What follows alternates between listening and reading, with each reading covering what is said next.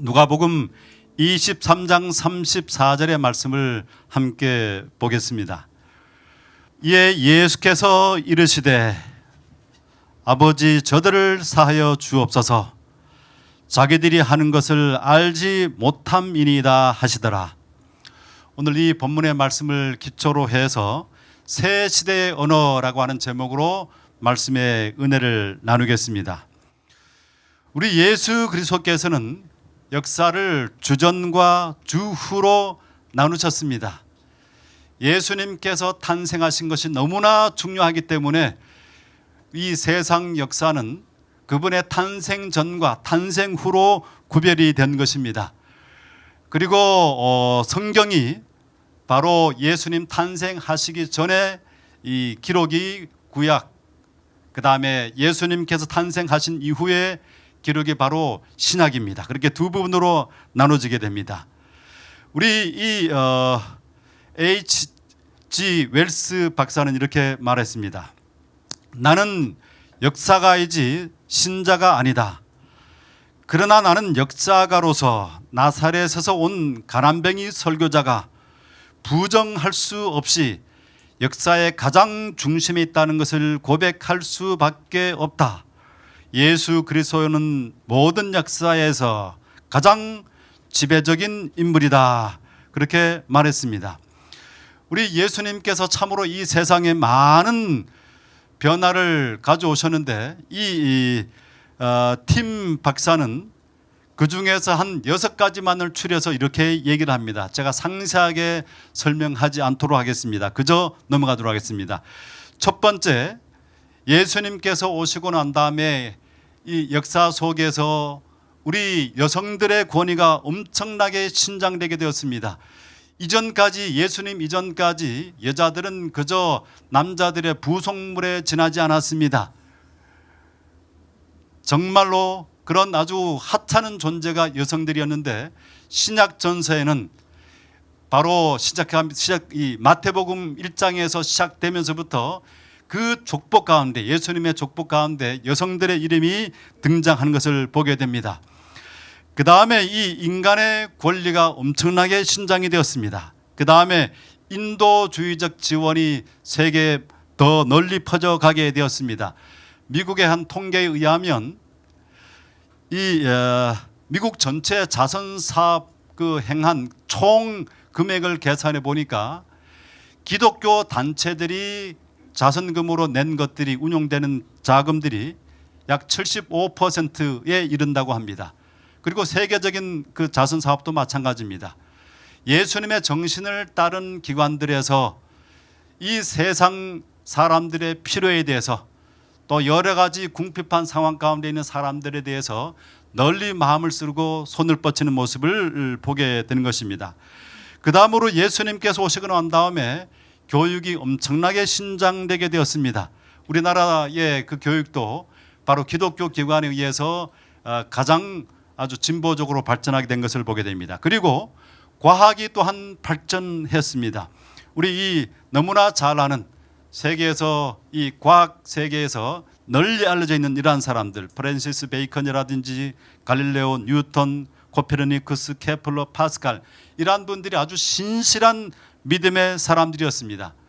그리고 무엇보다도 예수님께서 오시고 난 다음에 예수 그리스도를 삶의 그 생애 가운데 받아들인 사람들의 삶에서 엄청난 변화가 일어나게 됩니다.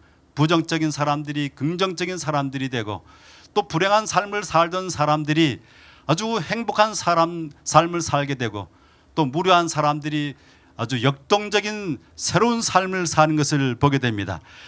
이렇게 6가지의 변화를 우리가 이 팀 얀트는 요약해서 설명을 했습니다. 그래서 이러한 사실 때문에 역사가 필립 스케프는 이런 말을 했습니다. 이 나사렛 예수는 돈도 없이, 무기도 없이 알렉산더, 시저, 모하멧, 나폴레옹이 한 것보다 더 많은 사람들을 정복했다. 과학과 배움도 없이 그는 모든 철학자와 학자들이 합한 것보다 더 많은 인간과 하나님에 대한 빛을 비추어 주었다, 이렇게 말했습니다. 이제 예수께서 이런 엄청난 이 인류사에 놀라운 변화를 이끌어내셨는데, 그 놀라운 변화를 이끌어낸 것 가운데서 가장 핵심적인 사역에 대해서 오늘 좀 제가 생각을 해보려고 합니다.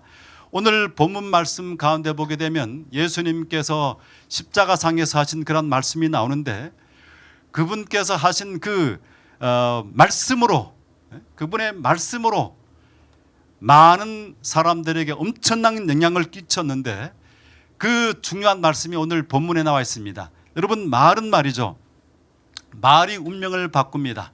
많은 사람들이 자신이 머릿속에 생각한 것을 말로 한다고 이렇게 얘기를 합니다. 그래서 생각의 중요성을 얘기를 하는데, 그런데 많은 사람들이 간과하는 것은 생각하는 것이 중요하지만 말하는 것은 생각하는 것보다 더 어떤 면에서 강력한 힘을 가지고 있습니다. 사람이 그 말하는 것을 보게 되면 그 사람의 운명을 예측할 수 있습니다. 희망을 말하는 사람, 늘 긍정적인 사람, 늘 자신의 삶에 대해서 희망적으로 말하는 사람은 그 사람의 삶이 명백하게 앞으로 희망적인 사람이고 성공적인 삶이고 행복한 삶을 살 수가 있습니다. 그러나 어떤 사람이 계속해서 부정적인 이야기를 하고 또 불평을 얘기하고 또 여러 가지 이 삶에 대해서 아주 힘든 얘기를 한다고 하면, 계속해서 이렇게 불평을 한다고 한다면 그 사람의 삶은 그렇게 모양이 꼴지어지게 되는 것입니다. 그래서 저는 이 말의 그 중요성에 대해서 너무나 중요하게 생각을 합니다.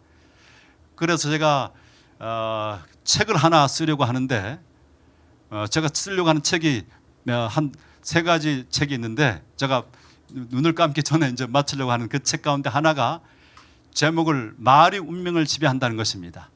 예? 아주 그 정도로 정말 사람들이 생각하는 것보다 자기의 말이 그만큼 중요하다는 것을 제가 모든 자료를, 데이터를 모아서 이렇게 글을 쓰려고 합니다. 그래서 새로운 삶을 살려고 하면 말을 바꿔야 해요. 말의 습관들, 습관적으로 비평하고 습관적으로 불평 말하고 습관적으로 부정적으로 말하는 것들을 어떤 사람들은 참 신기하게 그것이 그 삶의 습관이 된 사람들이 있습니다. 오늘부터라도 우리가 어떻게 해요? 늘 삶을 긍정적으로, 희망적으로, 또 사람들에 대해서 좋은 점들을 얘기하는 습관을 가져야 될 것입니다.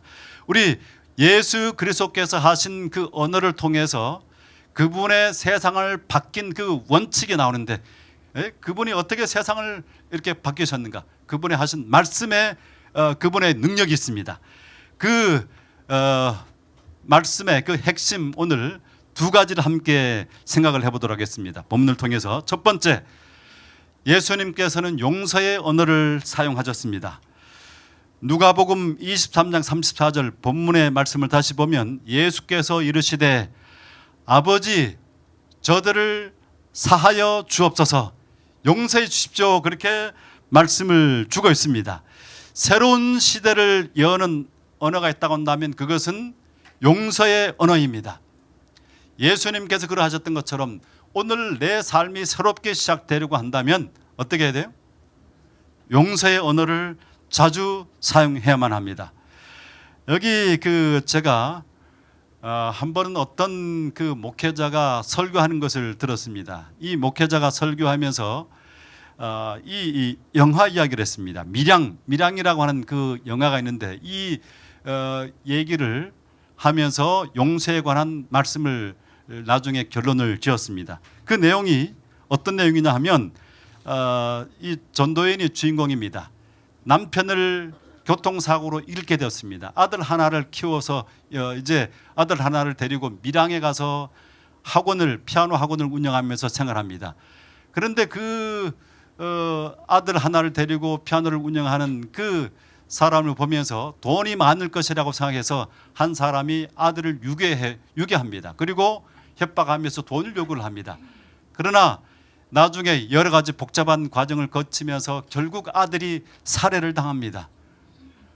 이 모든 그 삶의 희망이었던 그 아들이 살해당하는 것을 얼마나 그 마음이 통분했겠습니까? 정말 하늘이 다 무너진 것처럼 그런 절망을 느꼈겠죠. 이 여자가 이제 주인공이 마지막 아들에 대한 사망 신고를 마치고 집을 나오다가 정말 하늘이 깜깜하지만은 그 앞에 기도회를 한다고 하는 교회 광고를 보고 교회를 찾아 들어갑니다. 그리고 그곳에서 처음으로 한 번도 신앙을 하지 않았던 사람이지만은 하나님의 그 마음에 주시는 그 평화를 경험을 하게 되었습니다. 그리고 아주 신실하게 아들을 잃은 그 모든 절망을 극복을 하면서 하나님 안에서 새로운 삶을 갖게 됩니다. 그리고 희망적으로 변하게 됩니다. 그랬는데 마침내 그런 그 희망이 점점 더 신앙이 자라서 이 아들을 죽인 유괴범을 용서할 마음이 생겼습니다. 이 유괴범이 감옥에 갇혀 있는데 그래서 유괴범을 만나러 감옥에 가는 것입니다. 그곳에서 자신이 이제 오랫동안의 그 힘든 시간들을 극복을 하고 마침내 용서하게 되었다고 하는 용서를 선언하러 간 것입니다. 그런데 그 만나서 이야기를 하는데 이렇게 이 전도연이 얘기를 합니다. 얼굴이 좋네요, 생각보다. 이렇게 얘기를 합니다. 그런데 이 사람이 이런 얘기를 합니다. 준이 어머니한테 우리 하나님 아버지 이야기를 듣게 되니 정말 감사합니다. 하나님이 죄 많은 놈한테 손 내밀어 주시고 그 앞에 엎드려 지은 죄를 회개하도록 하고 제 죄를 용서해 주셨습니다.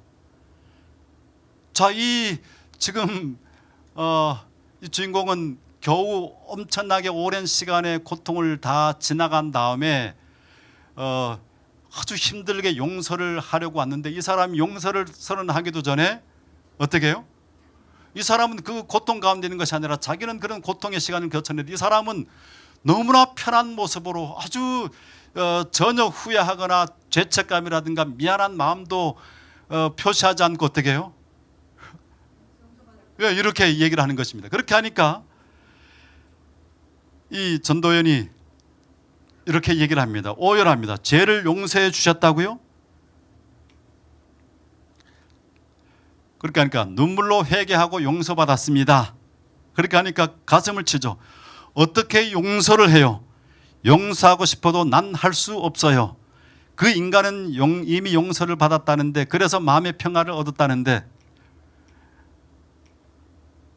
내가 그 인간을 용서하기도 전에 어떻게 하나님이 그 인간을 먼저 용서할 수 있나요? 이 이야기를 그 목회자가 하면서 결론적으로 이렇게 얘기를 했습니다. 용서라고 하는 것은 그냥 이렇게 해주는 것이 아니라 우리 이 기독교에서 너무나 용서를 손쉽게 그냥 너무나 그냥 낭비처럼 그렇게 한다는 것입니다. 그래서 참된 용서의 그 조건을 갖추기 전에 해서 용서가 아주 싼 것이 되어버렸다고 그렇게 이야기를 하면서 어떤 사람이 자기 자신의 잘못을 인정하고 그것에 대한 통절한 회개와 함께 잘못을 구체적으로 고백하지 않으면 용서하면 되지 않는 것이다. 그렇게 이야기를 결론적으로 그가 그렇게 맺었습니다. 여러분 어떻습니까? 이 20세기에 아주 탁월한 성경학자 아도 핑크가 있습니다. 이 사람이 여러 정말 통찰력 깊은 많은 책을 썼는데 이 사람도 이런 얘기를 했습니다. 범죄자가 회개할 때만 용서하는 것이 성경의 용서이다. 그렇게 했는데 어떻습니까? 여기 정말 우리가 용서를 할 때 그 사람이 정말로 모든 것들을 다 회개하고 구체적으로 통회하고 참여하면서 이렇게 할 때 용서를 할 수 있는 것입니까? 아니면 어떻게 해야 됩니까? 누가복음 23장 34절 오늘 예수님께서 이렇게 말씀하셨는데 우리가 용서를 한다고 하는 것은 참 쉽지 않은 일입니다. 어떤 사람이 성경에 그렇게 나와 있지만은 어떤 사람이 정말 나에게 아주 지독한 나를 아주 억울한 행편에 빠지게 만들고 아주 지독한 일을 했다고 한다면 우리 가족들을 파멸시키는 그런 일을 했다고 한다면 그 사람을 용서할 수 있습니까?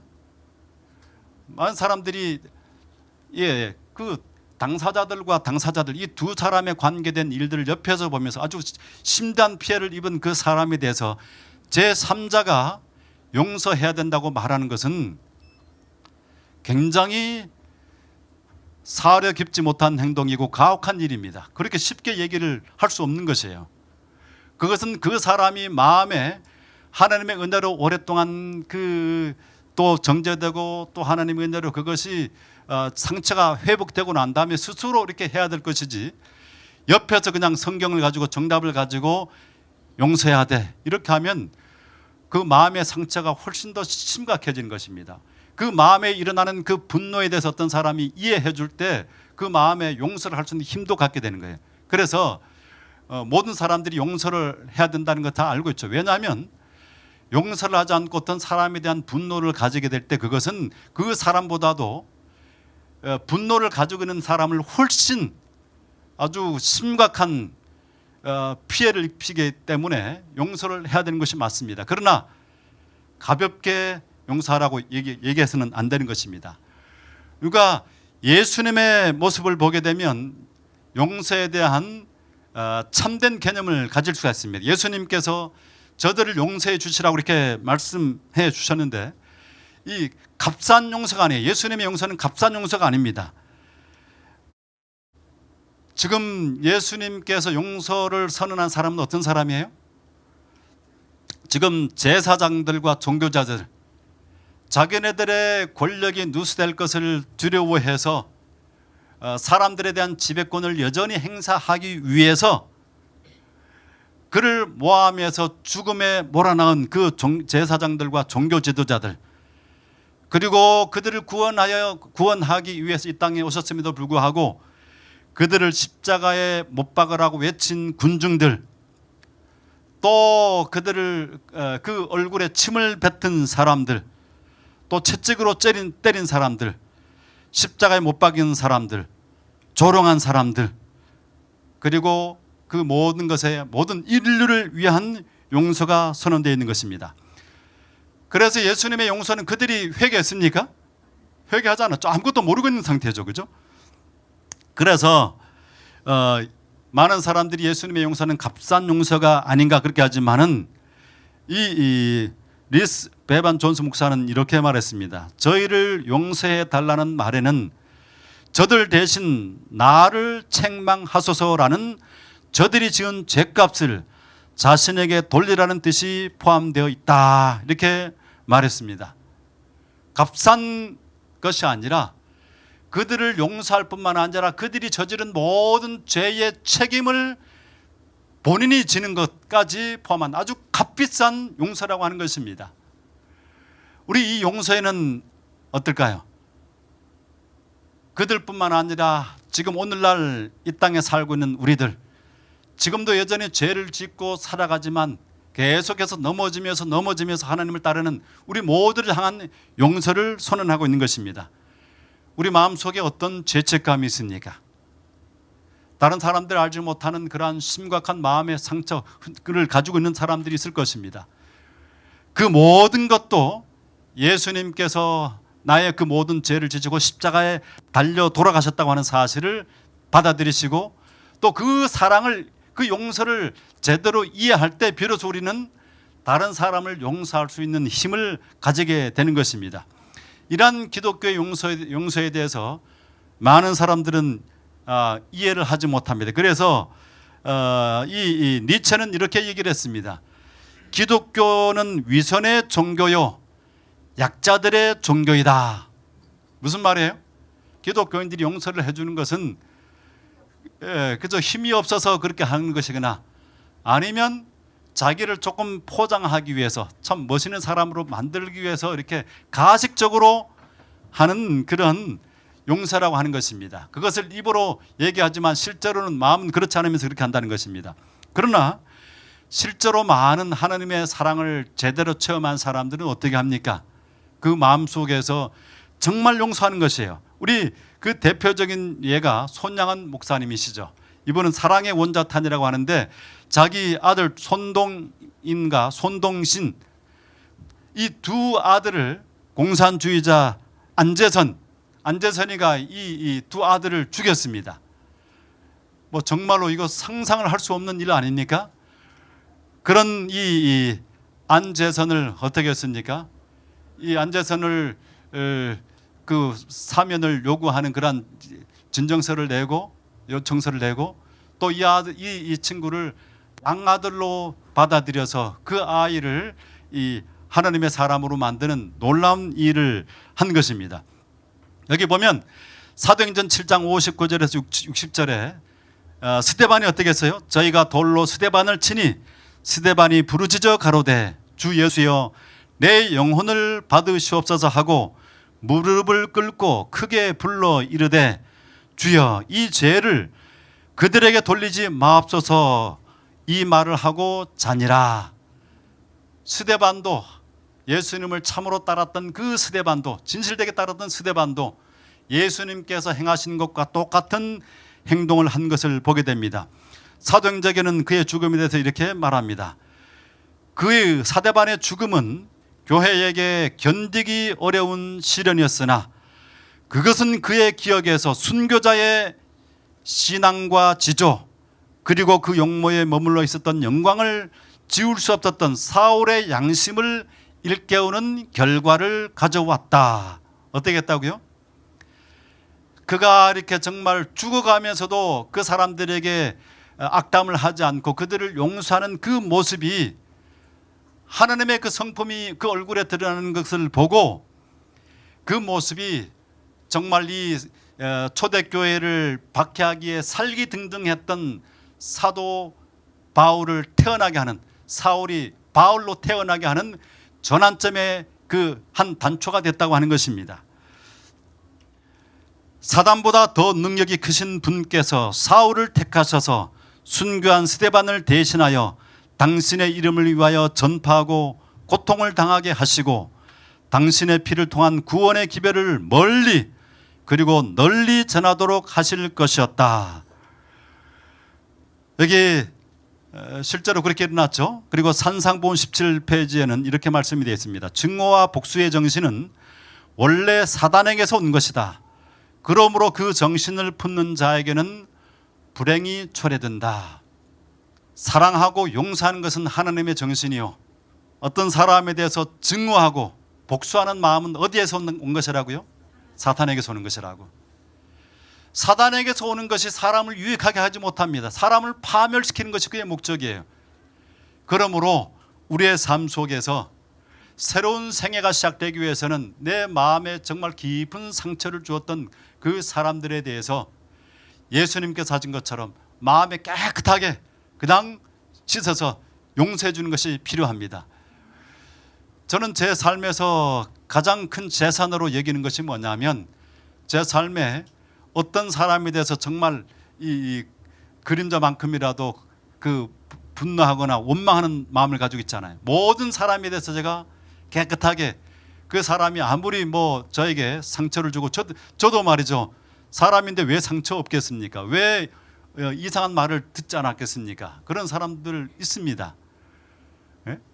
그러나 제 양심적으로 그 사람들에서 어떤 마음의 악심도 품지 않았습니다. 그리고 정말로 그 사람의 연약함을 오히려 받아주고 그대로 인정하고 여전히 예수님께서 하신 것처럼 제가 할 수 있는 범위 내에서 늘 사랑을 베풀도록 그렇게 살았습니다. 그것이 큰 자산입니다. 저는 그 용서라고 하는 이 성경의 말씀을 그저 좋은 말씀으로 받아들이는 것이 아니라 제 삶을 이끄는 생명의 말씀으로 받아들이고 그것을 실천합니다. 그래서 제가 어떤 사람보다도 행복한 삶을 살고 있다고 제가 단언할 수 있습니다. 정말 저는 행복한 삶을 삽니다. 왜냐하면 그 마음속에 그런 거치는 것이 없으니까. 그러나 제가 다른 사람들에게 잘못한 것들이 있습니다. 그런 것들을 생각하면 제가 때로 전화를 해서 용서도 구하고 그렇게 합니다. 그런 우리가 이 예수님께서 하신 것처럼 나에게 아주 가장 악독한 일을 한 사람이라고 할지라도 그 사람에 대해서 예수님께서 하신 것처럼 그런 생애를 살도록 하는 것들이 성경이 우리에게 말씀하시는 축복입니다. 우리 사탄은 분노하게 만들고 보복하게 만들고 투쟁하게 만들고 이 옛날에 불행했던 과거에 사로잡히게 만듭니다. 그러나 예수 그리스도는 용서하게 만드시고 화해하게 하시고 평화를 선언하시고 또 우리로 하여금 그릇된 과거에서 미래를 향해서 나아가도록 그렇게 하시는 것입니다. 그러한 용서를 통해서 예수님께서는 새로운 시대를 열었습니다. 이 세상에 가득한 투쟁과 분쟁과 원한과 이러한 모든 것들을 예수님의 그 모본을 통해서 치료와 회복을 가져오셨기 때문에 새로운 시대를 연 것입니다. 그 다음에 두 번째는 예수님께서 희망의 언어를 말씀하셨습니다. 여기 보십시오. 후반부의 말씀. 이에 예수께서 이르시되 아버지 저들을 사하여 주옵소서 하고 난 다음에 뭐라고 했습니까? 자기들이 하는 것을 알지 못함이니이다 하시더라. 두 번째 언어는 뭐예요? 새 시대를 여는 언어는 희망의 언어입니다. 여기 그 물 한 잔을 두고 물이 반잔을 찬 것을 보고 사람들이 희망적인 사람은 뭐라 그래요? 컵에 물이 반잔이나 남았네 그렇게 얘기하고 비관적인 사람 뭐라 그래요? 컵에 물이 반잔밖에 남지 않았네. 우리 삶에서 어떤 일이 일어날 때 그것이 아주 굉장히 지독하게 불행한 일이고 아주 나에게 수치스러운 일이고 또 역경이고 그런 일들도 가만히 보면 그 반대의 것이 있습니다. 늘 나쁜 것으로 보이는 그 이면에는 언제나 희망이 있어요. 긍정적인 것이 있습니다. 그것을 통해서 하나님께서 우리를 축복하시고자 하시는 반드시 그런 계획이 있습니다. 그래서 우리는 모든 상황에 대해서 어떤 상황이 일어나든지 간에 어둡게 생각하거나 부정적으로 생각하거나 내 삶이 너무 힘들다거나 이렇게 하지 말고 희망을 말씀하셔야 됩니다. 희망을 선언해야만 합니다. 최악의 상황, 내가 기울였던 그 모든 노력이 다 무너진 상황, 또 내가 사랑했던 사람이 배신으로 나의 등에다 칼을 꽂는 상황, 이런 상황이라고 할지라도 어떻게 한다고요? 희망을 선언하라고요. 우리가 그 상황에 대해서 불평하고 짜증내고 그 사람을 저주하고 이렇게 할 때 어떻게 됩니까? 그러면 그 구덩이로 그 진흙탕 속으로 점점 더 빠져들어가는 것이에요. 그런 일들이 있으면 아주 빨리 그냥 잊어버리고 깨끗하게 지워버리고 용서하고 어떻게 해야 돼요? 그 예수님께서 말씀하신 것처럼 저 사람이 저걸 뭐 의도적으로 나를 해하려고 했겠는가? 저 사람이 아직까지 깨닫지 못해서 몰라서 저렇게 했다고 하는 거 얼마나 희망적인 얘기입니까? 저 사람이 나를 의도적으로 죽이기 위해서 나를 이렇게 했다 이렇게 하면 얼마나 그 참기 힘들겠어요. 그런데 어떻게 해요? 지금 그 하는 행동이 몰라서 아직까지 철이 없어서 아직까지 진리를 깨닫지 못해서 지금 저렇게 하는 것이지 이렇게 희망을 보는 것입니다. 그 사람들을 완전히 버리지 않았어요. 그죠? 우리 가정에서도 마찬가지입니다. 우리 가정에서도 아내에 대해서 남편에 대해서 어떻게 됩니까? 희망을 말해야 됩니다. 우리 아내는 세상에서 가장 멋진 사람이라고 정말 마음이 너그럽다고 우리 그 어머니에게 너무 잘한다고 자녀들을 너무 잘 돌본다고 정말 사력이 있다고 이런 얘기를 하고 남자에 대해서도 어떻게 돼요? 남편에 대해서 저 사람 참 뭐 어떤 약점이 있지만은 사람이 심성이 참 좋은 사람이라고 의리가 있는 사람이라고 또 가족들을 위해서 정말 열심히 일한다고 성실한 사람이라고 이렇게 하면 어떤 사람도 말이죠. 어떤 남편도 완벽한 남편 없습니다. 어떤 아내도 완벽한 아내 없습니다. 그러나 희망을 자꾸 이렇게 말하면 그것이 자꾸 이렇게 개발되게 되어 있습니다. 더 이렇게 좋아지게 되어 있습니다. 우리 가정 행복할 것 같습니까? 안 행복할 것 같습니까? 아주 행복합니다. 그렇게 다 모든 것들이 풍족해서가 아니라 부족함에도 불구하고 더 좋은 점들을 자꾸 이렇게 입으로 얘기할 때 그렇게 될 수 있는 것입니다. 또 직장에서도 늘 긍정으로 이렇게 얘기하도록 그렇게 하셔야 됩니다. 우리 상사에 대해서 또 동료에 대해서 또 옆에 일하는 또 밑에 부하들에 대해서 언제나 그렇죠. 긍정적으로 얘기해야지 그 긍정적인 그 상황이 생겨날 수가 있는 것입니다. 교회도 마찬가지예요. 목사님에 대해서 목사님들도 장점이 있고 단점이 있겠죠, 그죠? 그런데 아주 참 신기하게 오는 목사님들마다 아주 어떻게 그렇게 정확하게 그 단점을 잘 찾아내는지 그렇게 하는 사람들이 있어요. 그 사람은 어떤 목사가 오든지 간에 아주 정말 아주 깊은 통찰력을 가지고 단점을 잡아냅니다. 참, 예, 그 참 신기해요. 참 신기해. 그런 그 눈을 가지고 있는 것을 보면 그런 사람에게는 어떤 사람이 오더라도 늘 그것이 보이는 것이에요. 이렇게 하늘을 나는 말이죠. 이 독수리가 이 세상에 얼마나 아름다운 장면이 많이 펼쳐졌습니까? 교회 뼈죽탑도 있고 종도 있고 그 다음에 아름다운 강도 흐르고 이렇게 하는데 쫙 내려가지고 뭘 잡아요? 거기에 그 썩은 그 시체를 가가지고 잡아채잖아요, 그죠? 네. 우리가 세상을 살아가면서 이 세상에 참 아름다운 것들을 감사할 것들 너무나 펼쳐져 있습니다. 그런데 우리가 어떻게 해요? 썩은 그 시체들을 거기다 눈독 들이고 그렇게 하면 그게 무슨 유익이 되겠습니까? 또 이 장로님들, 집사님들도 마찬가지예요. 우리 장로님들, 집사님들 이게 또 일반 성도들 교회에 나오는 것들 얼마나 이 교회에 속해서 신앙한다고 하는 것이 얼마나 큰 헌신입니까, 그죠? 그리고 일생 또한 그렇게 교회에서 생활하는 것 참 큰 헌신입니다. 그런데 그 사람, 그 장로 어떻고 목사들도 말이에요. 가는 데마다 그렇게 이 사람 어떻고 저 사람 이렇게 하면 그런 사람의 삶은 어떻게 할까요? 계속 피곤합니다. 피곤해요. 그 행복한 목회를 할 수가 없는 것입니다. 그래서 교회에서도 늘 희망을 말하고 긍정적인 것들을 말하도록 그렇게 해야 됩니다. 그리고 미래에 대해서 어떻게 해요? 미래에 대해서도 희망을 말해야 됩니다. 내 삶은 점점 더 멋지게 될 거야. 점점 더 행복하게 될 거야. 그것이 성경의 약속 아닙니까? 그죠?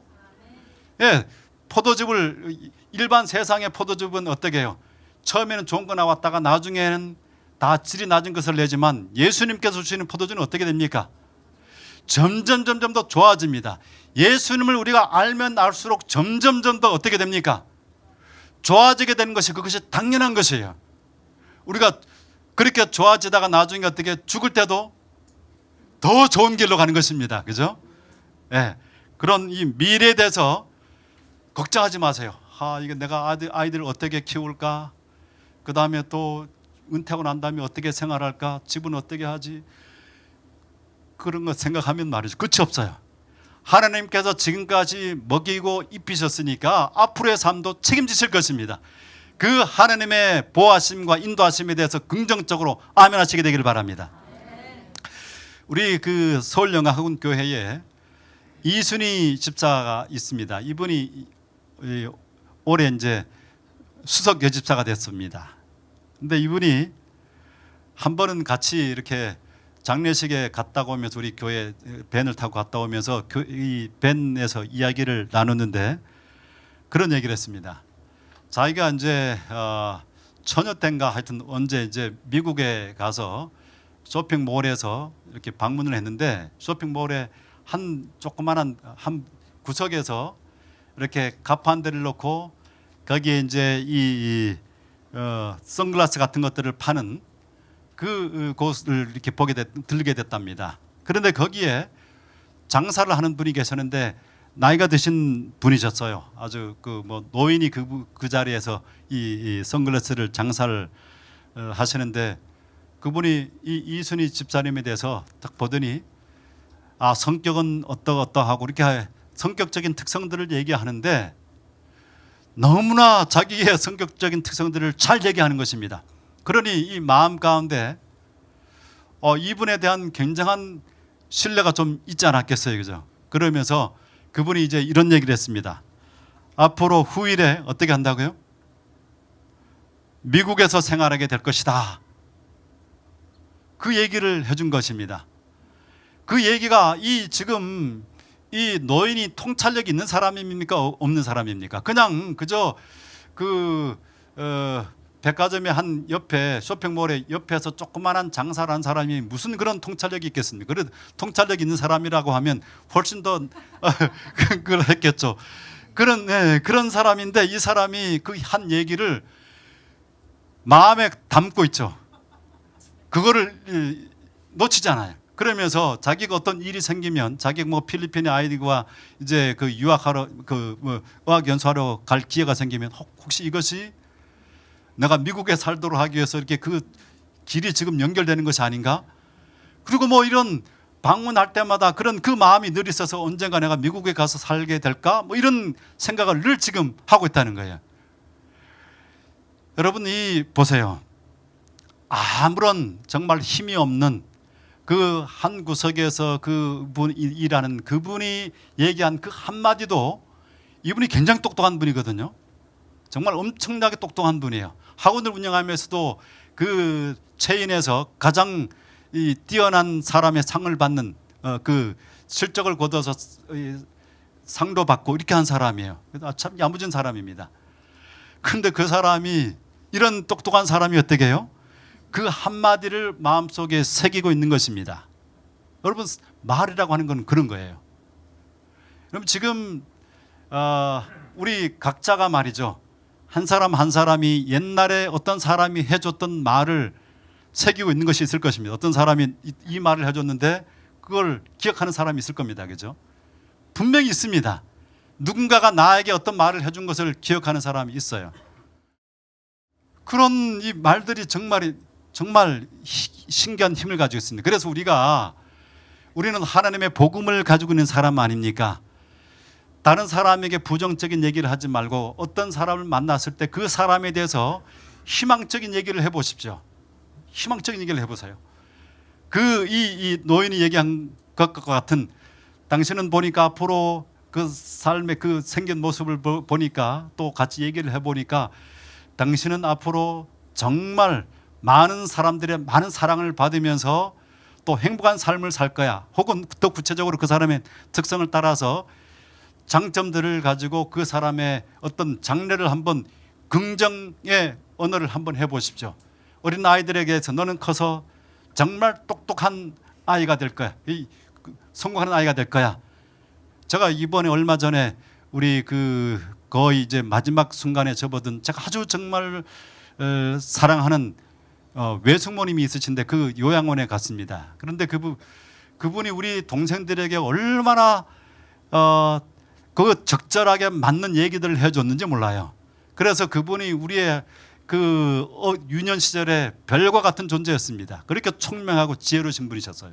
근데 그분이 이제 거기 갔는데 거기 다른 직원이 한번 와서 같이 얘기를 하면서 얘기를 했는데 우리 외숙모님이 그런 얘기를 하는 거예요.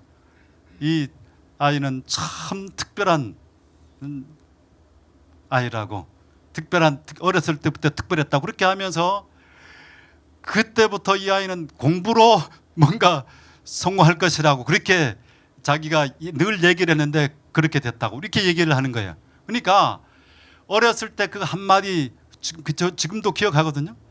그런 말들을 통해서 그분이 늘 우리 동생들을 그렇게 해줬기 때문에 많은 외숙모님들 가운데서 어떻게 해요? 가장 사랑을 많이 받는 거예요. 우리 친척들, 우리 또 조카들, 우리 교회의 조그마한 어린 아이들, 그 아이들에게 너는 앞으로 공부를 잘해서 아주 많은 사람들에게 인정받는 사람이 될 거야. 뭐 이런, 그다음 너는 성품이 착해서 많은 사람들에게 많은 선한 일을 할 거야. 이런 얘기들을 해주면 어떻게 되겠습니까?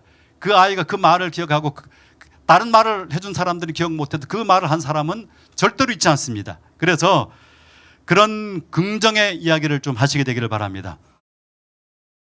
나무의 키를 가장 잘 잴 수 있는 그 방법 여러분 아십니까?